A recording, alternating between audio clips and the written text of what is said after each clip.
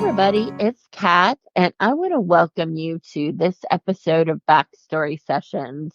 I'm joined today by my co host, Matt. Hey, Matt. Hey, Kat. Hey, everyone. How are you? Exciting for season 12.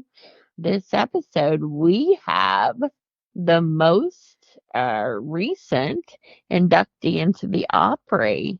Yes, we do. That's pretty awesome. Yeah, I mean, like, that's really, I would imagine for country music artists, that's the biggest honor that you'll ever receive. Well, yeah. I mean, it certainly ranks up there. I mean, some of them are looking for Grammys, I guess. They're, a big thing. And, certainly being inducted into the Grand Ole Opry is certainly high on a lot of people's lists, I imagine.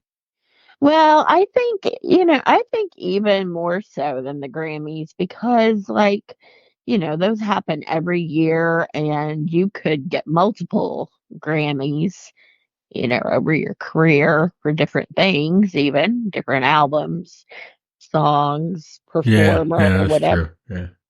So, I mean, this is kind of just like, I don't know, like they always, we have interviewed. So we have had inductees before. Yes, we did. We have. We talked to Jeannie Seeley, who's been inducted, and now T. Graham Brown.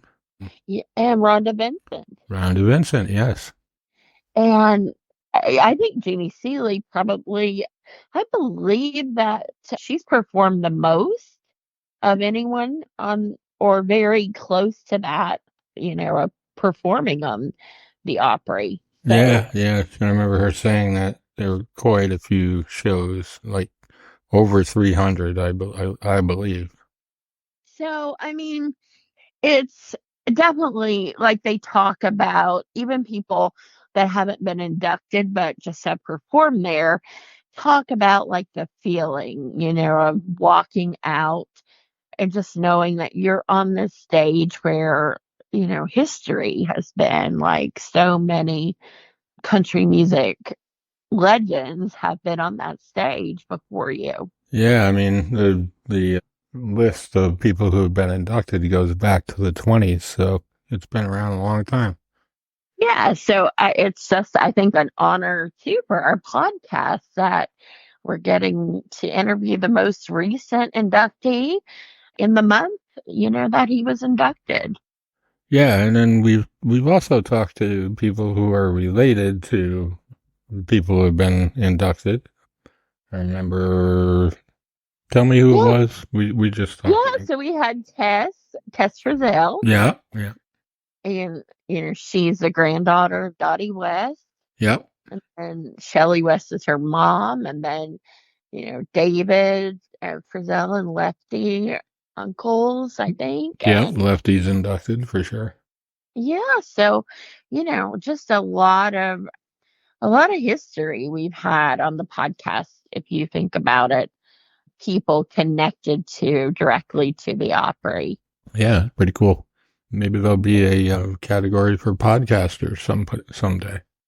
Yeah, I mean, I always love I love all the guests that we have because every backstory is really interesting in its own way. Like you learn something.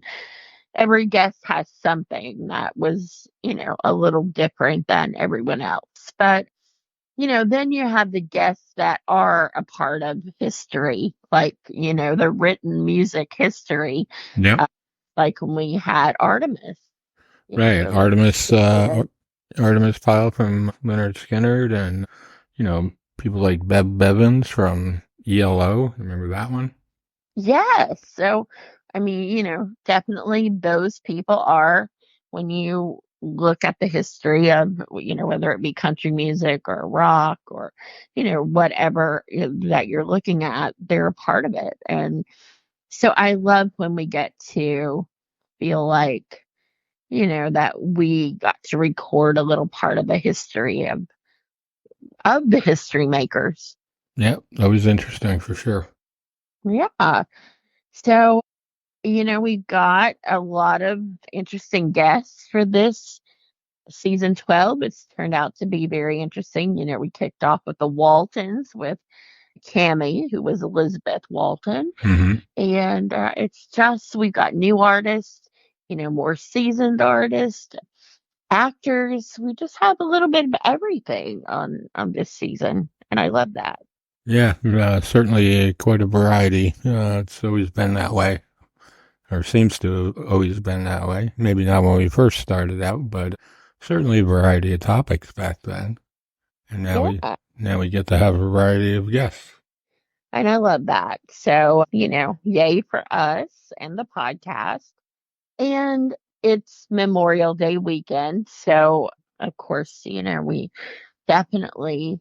also had guests and we've done episodes about, veterans and Memorial Day. Mm-hmm. That's another part of history.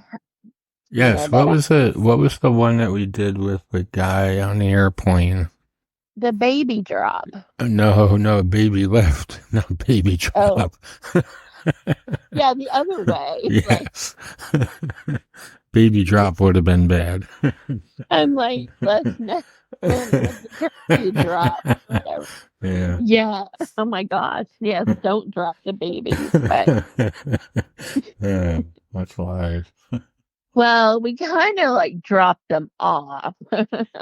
Maybe after Yeah. But yeah, definitely was picking them up. So right. Yeah, that was an interesting one. Yeah, and Memorial Day is the official start of, or unofficial start of summer, and today is actually sufficiently hot here in eastern Pennsylvania.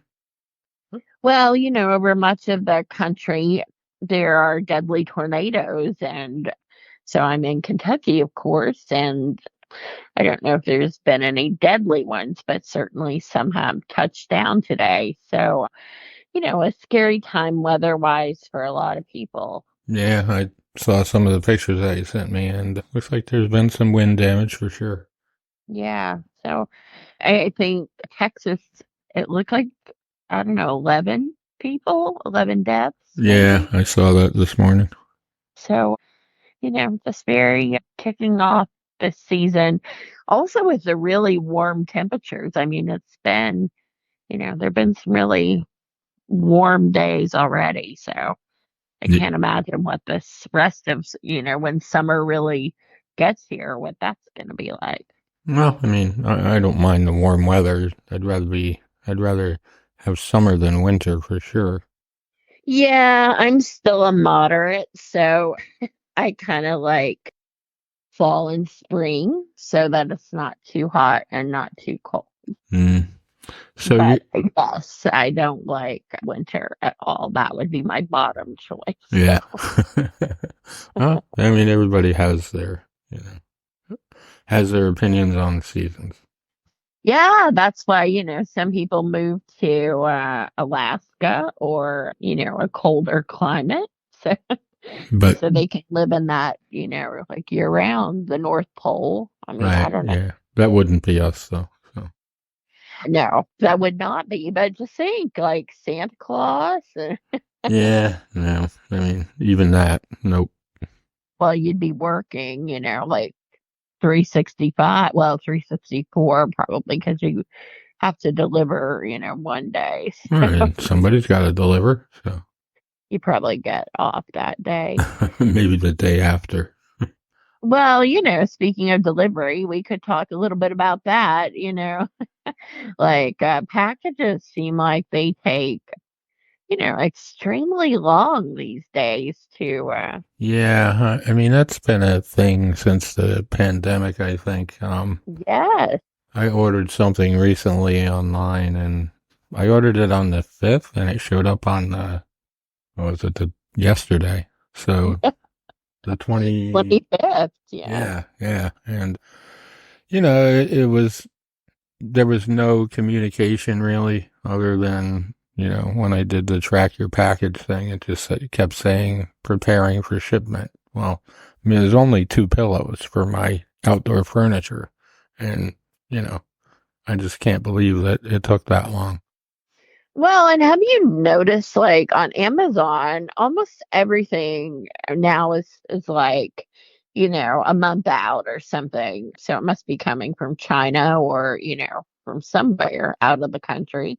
Well, I know Uh, it does take a while to get stuff from China. At work, we ordered some equipment, and it's actually coming from India, not China, and that takes 6 weeks from the time it gets on the ship to get to, it's coming from Mumbai, and it takes 6 weeks until it gets to New York, and then probably yeah.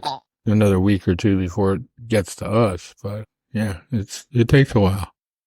And, like used to on Amazon, there would be like quite a few options to get something within the week to you. But I'm seeing, especially, since the dinner theater and opening that, when we need costumes, like we need them, in a pretty timely manner because we're doing a show every other month, and sometimes the shipping is longer than that. So, and Yeah, then we get the wrong thing. Like that's happened a lot too. Like it'll be you order a purple something, let's say dress, shirt, whatever, and you might get the package and it be like black or yeah, like it's just completely the wrong color or size or a number of things. So yeah. Well, I mean, I don't know. I guess you just have to start building that time into your plan for what you need.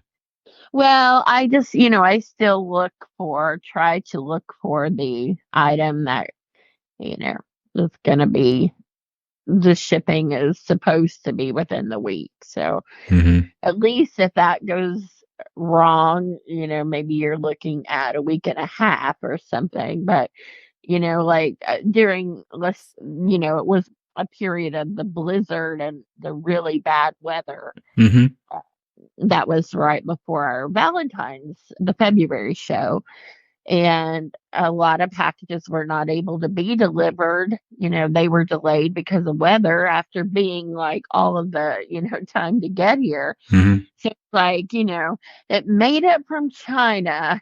I mean, now it's going to be like almost as long to make it from Cincinnati, to here because of the weather. Well, So, they had to hook up the sled dogs, apparently.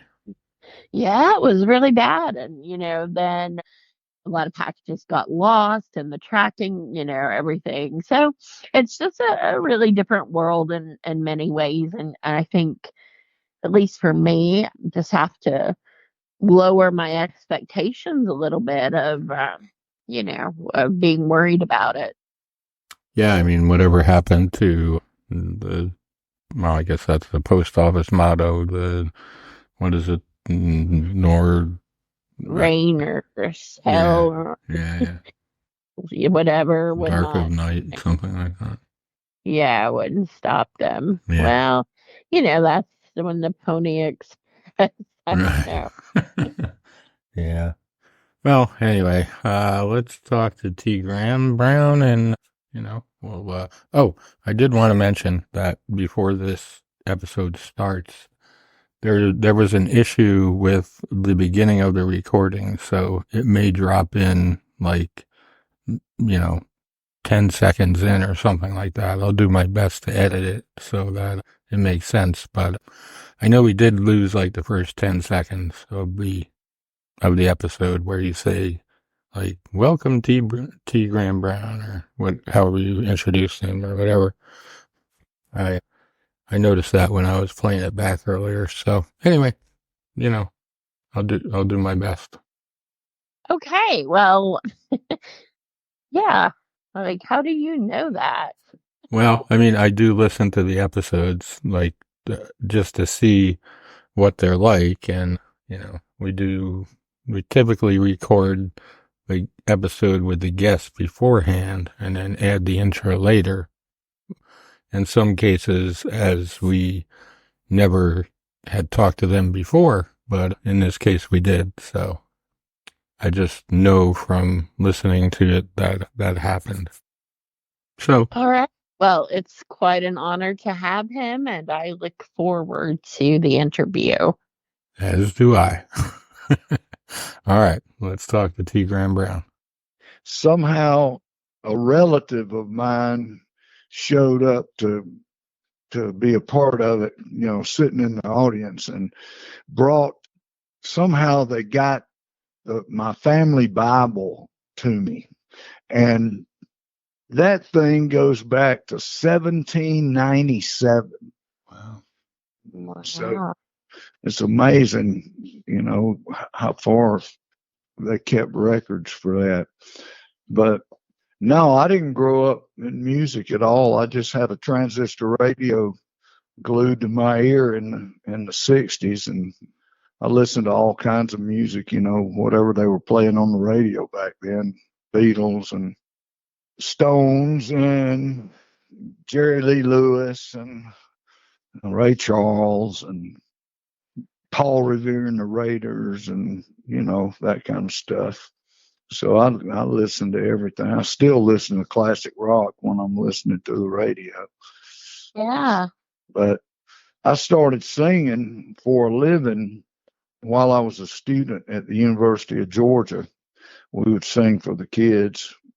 At a little bar in Athens, Georgia, and my partner and I would sing like 5 nights a week, 4 sets a night. And we'd sing at night and get up in the morning and go to class, use our money to pay our tuition and living expenses. And so I started out when I was 18, I think.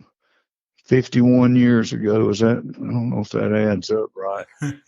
I started out singing for a living in 1973. So 51 years I've been doing this. Awesome. So, where did you get the idea that, you were going to just start singing in college? Oh, I had a buddy that had a guitar. I went to high school in Athens, Georgia, and that's where the University of Georgia is. Everybody went to Georgia, went to the University of Georgia.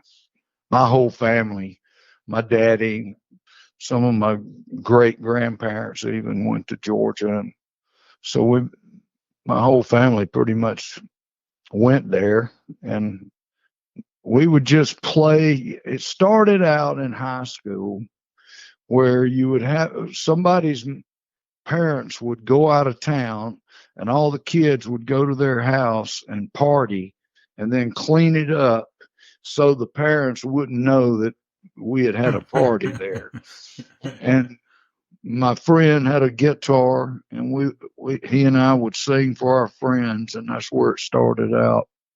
And then we got an offer to sing at this bar, and we just started singing there and got a following. We had a big student following. We were a big deal at that time. And so that's when I decided to do it for a living. So, what was your name? Did you have a Oh, my name was Tony Brown. My name's Anthony Graham Brown, and everybody called me Tony. So my partner was named Dirk, and we just called it Dirk and Tony. And that's the first thing we did. And I did that for 3 years, and then I put together a country rock band and did that for 3 years. And then I put a soul band together and did that for 3 years, and then moved to Nashville in 1982 when my wife finished up her master's work at Georgia. And we started all over, came to Nashville, and we had no idea of how to make it or anything. She got a job at a department store in the daytime and waiting on tables in a restaurant at night. And I was walking up and down Music Row trying to sing songwriter demos. And so we just started all over. So, how did you meet her? I met her at the University of Georgia. Was she musical? No, not a bit. Yeah. She had finished up her master's work, and she was admitted. She had applied to go to the University of Georgia vet school. She was going to be a veterinarian, And she came home one day to the farm. We were living on the farm, and she said, "Let's move to Nashville. If you don't," and I said, "Well, really?" I was scared to move. And she said, "If we don't move, you'll be second guessing yourself the rest of your life." So, and I asked her, "What about vet school?" And she said, "Well, I can always come back and go to vet school if we have to." But when we moved to Nashville, we stayed, and we've been here since 1982. So, what was the first big break that you got once you got to Nashville? Well, I guess when I got some work singing songwriter demos for some big publishing companies, and that was probably my first break. I didn't make any money at it, like $20 a song, something like that. But I think I made $900 the first year we were in Nashville. But my voice got passed around Music Row on these demo tapes, and the record companies heard them and wanted to know who that voice was, and Capitol Records signed me. So that was a big break.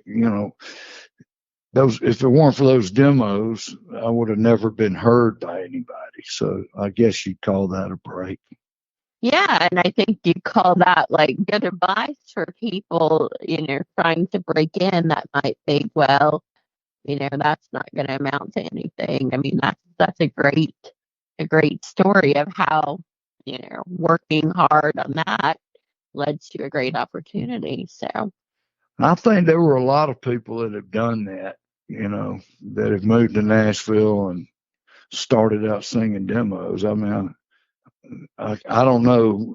There have been a lot of artists that did it. I can't recall who right now, but there have been a lot of artists that I've known through the years that have told me that's how they got started, was singing demos. well, how did the songwriting? When did you start or know that you were a songwriter? Oh, I started writing when I was in Athens, probably 74, maybe. My partner and I cut a couple of records down there, and we had regional airplay, but nothing big. But those songs still get played on beach. We started out singing what they call beach music. It's kind of a southern R&B kind of music, and so those old records still get played on beach music radio. The songs weren't worth a flip, I don't think, but it was kind of a start. And then I'd been here. I moved here in April or May, and I think I signed with a company called CBS Songs in the fall, which was a big publishing company. It morphed into EMI, and I think now it's called Sony ATV.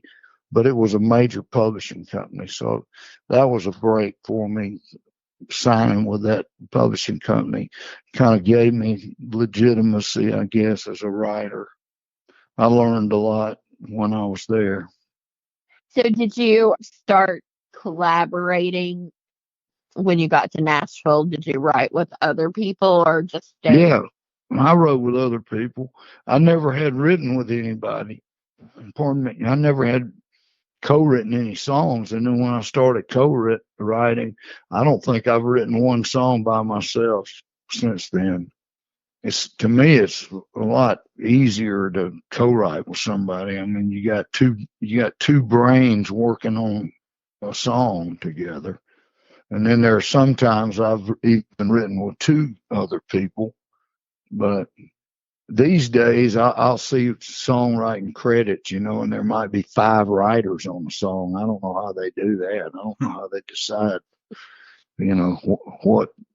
what to put down. But anyway, I usually write with one other person. Did you ever like pair up with someone that it just didn't work? Like you could tell you were not gonna be able to Oh write. yeah. I've done that, and there's no shame in that. Sometimes it just doesn't work. Yeah. Or you don't always you can have a writing appointment and then maybe not write a song that day. It might just be one of those days, but sometimes that happens. So you had this song, Darlene. That was a hit for you, big hit. What is the backstory of that song? Well, I didn't, pardon me, I didn't write Darlene. Mike McGuire, Woody Mullis, and Ricky Ray Rector wrote that song. And I heard it and I thought it was something maybe I should record. And I had a cassette of it in my back pocket. And I had a meeting with the guy that was producing the album. And I walked into his office and I said, "Man, I think I found one." And he said, "I think I found one too." And he opened up his briefcase and pulled out a cassette, and I pulled out the cassette from my back pocket. We laid it on the table, and it was the same song. Oh my gosh. And so we went in and recorded it, and Capitol Records put it out, and it was a number one. Yeah, I sang it last night on the Opry. Well, I mean, that is almost like, I guess, some kind of sign or something that you both, picked that song. That must have been like a moment. It was a lucky day. I know that much. Yeah. So let's talk about the Opry and the pre-Opry, like when you got the invitation. So that happened live? Is that like on a live broadcast? Well, pardon me, the way the invitation came about, I have a show on Sirius XM radio, and I've been doing it about 5 years now. And it's all about live music. I play nothing but live cuts from artists' live albums. So I always have a guest on the show, and the Sirius New York office called me and asked me if I wanted to interview Vince Gill for my show. And they have Sirius XM has a new live performance venue in their studios. And so Vince and I sat down. I was told he had 30 minutes and then he had to go somewhere else. Vince is an old friend of mine. I've been knowing Vince almost 40 years. Yeah. And so we were in there doing the show, and there was a live audience, and Vince sang, and when we talked, and then I sang one, and we talked, and then I looked at the clock, and it was 33 minutes past. It was 3 minutes past time, and so I started wrapping up the interview, like, "Hey, Vince, thanks for coming. I see it's time to go," and all that. And he said, wait a minute. How many times have you done the Grand Ole Opry? And I told him, and he said, "Well, this whole thing's been a setup. The Opry asked me to come and ask you if you wanted to be the next member of the Grand Ole Opry." Man, I cried like a baby. I thought he was kidding at first, and then the Opry people walked out, and it was a wonderful moment, man. Sheila was there. Wow. We were crying. That's something I've wanted for a long time, and it was great. It finally happened. I've been going out to the Opry for 40 years, and I've done almost 400 appearances there. Wow. And to be asked to be a member is the culmination of a lot of years of hanging in there. It's the biggest thing that's ever happened to Sheila and me. Sure. Wow. And so she was in on this secret. No, she wasn't in on the secret at all. Wow. She was there though, and it was amazing. It was just amazing. And so I guess it was last Friday, May the 3rd, whenever that was, they did a formal induction and threw a big party for me. Vince inducted me, and Sheila was there on stage with me, and it was great. Sheila's my hero, and I wouldn't even be here if it weren't for her. So it was a great moment. Yeah. And I believe I saw that your son was playing the drums. Yeah, and my son, his name's Acme Geronimo Brown, and he came out and played. He was so tickled to play. It was a family affair. It was great. Yeah. Well, so is he a musician as well, like a professional?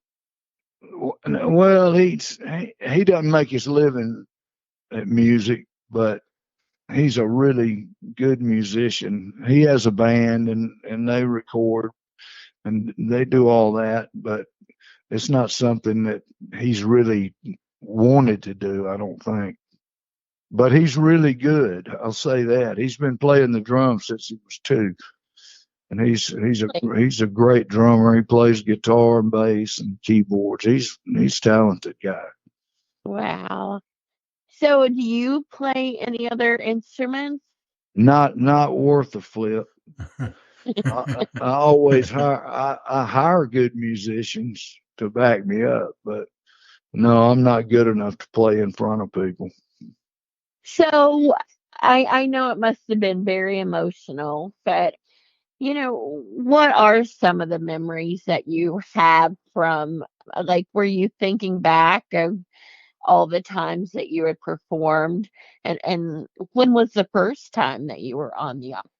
I think Porter Wagner introduced me. The Opry had put together like a video montage of my appearances there at the induction. They have a big screen behind the stage, and they can show whatever they want to do. And it started out with Porter Wagner saying, "Here's one of the new voices in country music." So that might have been my first appearance. And so, yeah, they were playing different times that I'd been on the Opry, and I was watching the screen, and I was thinking back, man, look at that. And I sure was young, I'm telling you. Well, I bet there's some proud people on the farm back in Athens. It was wild. I had some. It was so funny. I had some friends from my high school class that I hadn't seen in 50 something years that showed up. They drove up from Georgia and showed up for the thing, and that was really nice. And some childhood friends came, and it was pretty cool. And the Opry threw a big party in a television studio behind the stage back there, and they put up a big screen and PA system, and so everybody could watch the induction, if they wanted to back there. And it was really nice of the Opry to do that. They, had a big spread of food and drinks and all that, and it was a big party. It was fun. Well, congratulations. Oh, That is thank great you. accomplishment. So you have had a very interesting career because besides the songs that you've had, you also did advertising jingles. Oh man, I used to do all the commercials. Anytime they wanted somebody with a raspy voice, I got to call. I mean, I did Taco Bell and McDonald's and Burger King and Hardee's and KFC and Coca-Cola and Mountain Dew and Dr. Pepper and Budweiser and Stroh's and Miller and Coors and every car and truck. And sometimes you feel like a nut, sometimes you don't. I did that for 7 years. And yeah, I did a ton of jingles. So, like, where in your career path is that? When did you start doing these? Probably 1984. The first jingle I did was for McDonald's, and it was a Super Bowl ad, so it was a really big deal. And then people started calling more and more, and I'm really good at that, and I can go in the studio. I'm pretty fast in the studio, and so I just started getting the calls. I was pretty busy doing that, and I was touring I was having records out, touring, I was busy, really busy. I mean, there were some years I was gone for 300 days a year. Wow. Did you like doing the jingles? I mean, is that something that's kind of fun? Oh, it's easy. It's easy money. Yeah. It doesn't take me long to do one. I can do one in 20 minutes. It's really easy. I got so much. What it was is I sang so many songwriter demos in studios all over Nashville. I got really fast in the studio. People could save money if they hired me. They didn't have to pay for so much studio time. And so I could go in there and knock it out pretty fast. Well, besides all of this, you've got a new album that's coming out in August. So we're not far from the release of that, from Memphis to Muscle Shoals. And you've got a lot of, interesting people on the album with you. So tell us about the inspiration for this album. And, how did you decide who you were going to work with? And just tell us all about that. Well, like I said, I had a transistor radio glued to my ear, and I heard all this 60s music, and a lot of it was soul music. And I love soul music, and I always have. And I've always wanted to do a soul tribute album, a 1960s soul tribute album. And it finally, everything lined up where I could go down to Muscle Shoals and record 14 tracks. And they're all songs that were originally cut in Memphis or originally cut in Muscle Shoals. And so I went down there and cut the tracks, and I didn't have any idea that I would have any duets on it. And I was talking to Dwight Yoakam. I've been knowing Dwight since probably 1986, something like that. And we've stayed in touch with each other. And so I was talking to him, and he asked me what I'd been up to, and I told him about cutting this soul record. And he asked if I'd cut a certain song, and I said, yeah, as a matter of fact, I did. And he asked me if he could sing on it. It was one of his favorite songs, and he asked me if he could sing on it. I said, sure, man, that'd be awesome. And so he went in the studio in Hollywood out there, and he lives out in LA. And so he did his vocal out there. And then after that happened, I thought, man, Wynonna would sound great on this Al Green track we got. And so I called her, and she said yes. And then I called Tanya, and she said yes. And called Sam Moore, Sam and Dave, one of my favorite soul acts. And Sam's still alive and singing really good. And he's like 87 years old, something like that. And I got him to sing on it. And then there's a guy named Eddie Floyd that had a big soul hit on a song called Knock on Wood back in the 60s, and called him up, and he duetted with me on Knock on Wood. And then I had Little Anthony from Little Anthony and Imperials. I called him. And there's a country singer named Randy Houser. He's a good, I think he's a good singer. So I asked him to sing Sitting on Dock of the Bay with me. And there's a Christian act named Zach Williams. He's a really soulful white guy, and got him on there. And Sammy Hagar, I don't know if you know him. Yeah. Can't heard him. I called him and asked him if he would, and he did. And there's a lady named Betty Levette. A lot of people don't know who she is, but she's a great soul singer. Her last album a couple of months ago was up for a Grammy. She's like a cult figure, I guess. And so she's on it. And it just kind of turned into a duet album. I think there's like 10 or 11 duets on this record. And Wow. there's 14 tracks total. So yeah, it turned into this thing. And the Tanya duet, they released that a couple of weeks back, and then I think they're going to release that Randy Houser Sitting on Dr. Bay duet in a couple of weeks. And I think Wynonna's next, and then the album will come out. Is there anyone that now that the album is finished that you're thinking like, oh, I should have asked them? Is there? I don't know. Yeah, there are people that have called me and wanting to know, why didn't you get me on it? I've heard that from several people. So maybe we can do volume 2 and Yeah. get a lot more people on it. Well, see, you already got the sequel that you can put out. So Yeah. that's amazing.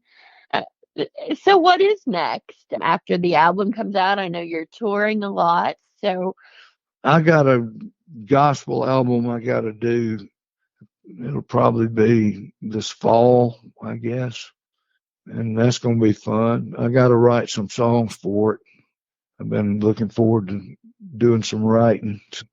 We'll do a gospel album. Then I want to do a classic country album, kind of like the soul album, except with country songs. And then I want to do a regular T. Graham Brown album, of all original stuff. So I got a lot of work to do. yeah, sounds like it. What do you think, Matt? Yeah, it sounds like you're keeping busy. That's pretty cool. And a question for you. When your wife said, hey, let's move to Nashville, had you been like out of, Georgia at that point, or had you traveled a lot at that point, or? No, I hadn't traveled a lot. I was in a little cocoon in Athens. I mean, I'd been around a little bit, but not anything extensive. Yeah, I was just curious. I mean, I was scared. I didn't have nerve enough to move on my own. If it hadn't, I had a friend named Randall Bramlett that had a record deal, and I can't remember what label he was on, but I kept asking him what I should do, and he said, man, you need to get out of Athens. And he said, you need to move to New York, LA, or Nashville. And so Sheila came home and kind of prodded me to move, and we picked Nashville. We were too scared to move to LA or New York, so Nashville was closest. That's funny. And then the other question I had while you were talking about the Opry was, so Vince Gill inducted you, as you said. Is there someone that you would like to induct? Oh, man, I got some friends that I think would be great Opry. One of them is Jimmy Fortune. I really think a lot of him. I think the band Shenandoah would make good Opry members. There's several. Okay. And then the last question I had was, you have a show on Sirius. How did all that come about? I mean, did they just approach you and say, hey, you want to do a show, or was there? No, I nagged them about it. It took me a couple of years to talk them into it, but it must be going okay. They must have enough listeners because they keep re-upping me every year. So I guess it's going well. And you've been doing it for 5 years, you said? Yeah. Yeah, cool. That's a pretty good run for you, because, I mean, I know most of the channels that they have on there, you see them for 6 months and then they swap them out with something else, like, Yeah, it's been a fun thing. It's an interesting show. We get a lot of compliments on it. It's fun. I source all the songs. It takes me a while to get each show together because I have to research the live albums and then pick the songs that I want off of them.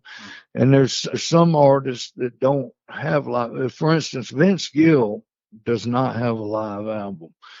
And I asked him, I said, man, you need to put out, and he's told me he's got a whole bunch of live tracks at his studio at home, and he said maybe one day I'll put something out. But yeah, he really should. We saw him last year, I think, with the Eagles, and he was awesome guitar player, and yeah, what a gig, huh? yeah.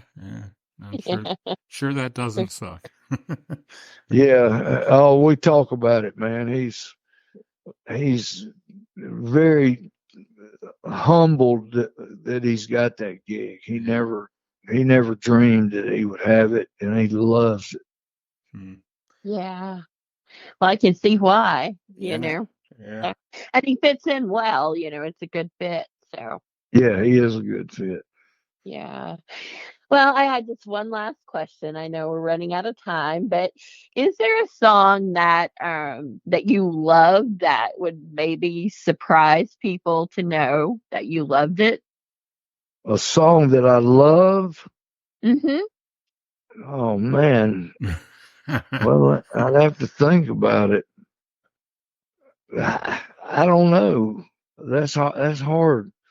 Yeah, it's probably there. So I don't know that if it would be something people would be amazed by.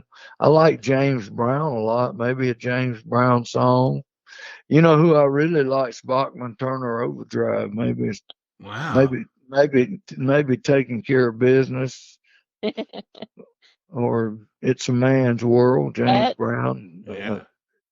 I like all kinds of music, man. I'm telling you, I like all kinds. How much touring are you doing these days? I mean, how many shows a year are you doing? Do you know? We'll probably do 50 or 60 this year, something like that. That's cool. You know, I'm 69 years old. I don't have to work as hard as I used to. Slow down a little bit. Yeah. I get to do what I want to do. I don't do anything that I don't want to do. Mm-hmm. Yeah, can't blame you there. Yeah. Well, that's as it should be, because look at all you've done so far. So now it's nice that you're at that point where you can, kind of mastermind what you want to do. Yeah, it's wonderful. Well, it's been such a pleasure to have you, and an honor. Well, thank you. We hope that you'll... and God bless you guys. Oh, thank you, sir. Appreciate your appreciate your time, and come back after the album's out, and we'll talk about that and whatever else you have on your mind at that time.